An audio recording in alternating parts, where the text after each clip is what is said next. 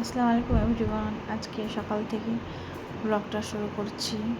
তো আমার হাজব্যান্ড মন্দারমণির থেকে ইলিশ মাছ এনেছিল, সেটা আজকে রান্না হবে, আমার ছোটো ননদ করবে।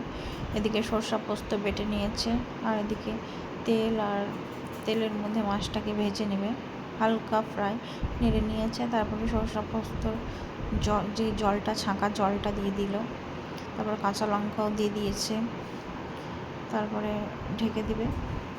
তারপরে মাছটা আস্তে আস্তে হয়ে যাবে। আর অন্যান্য কিছু রান্না হয়েছে, আমি করেছিলাম সেগুলো।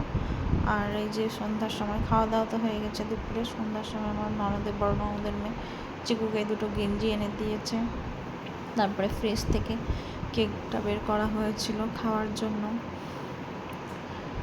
তারপরে যে আজকে আমাদের পিকনিক হচ্ছে, আমার ছোটো নন্দায় পিকনিক করছে, আলুর দম, ভাত আর মাংস।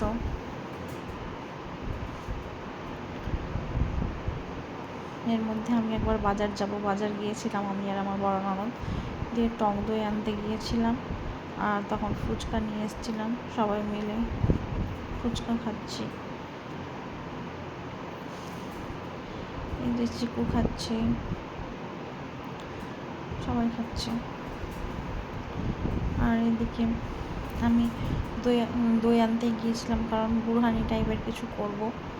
বেশ বুরহানি না, বাড়িতে যেগুলো ছিল শসা, কাঁচা লঙ্কা, লবণ টবণ দিয়ে, যাই হোক। এদিকে রান্না চলছে, আমার ছোটো নন্দাই রান্না করছে।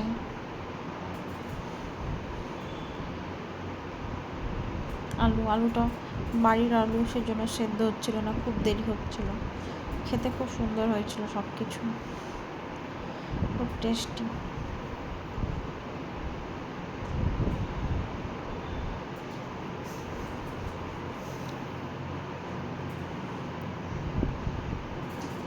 এদিকে চিকু দেখছে রান্না, বদমাশি করছে, খেলছে।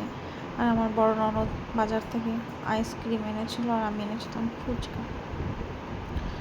খাওয়া দাওয়া করে তারপরে আমি বুরহানিটা করেছিলাম, থেকে মাংস কষাচ্ছে।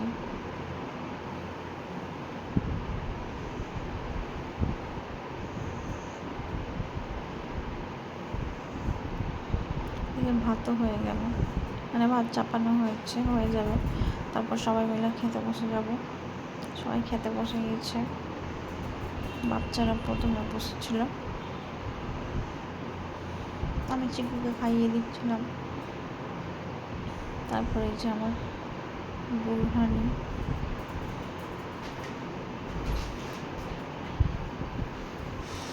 আজকের মতো ভিডিওটা এখানেই এন্ড করছি। আবার আগামী দিনে নতুন ভিডিও নিয়ে আসবো। Good night, bye, tata.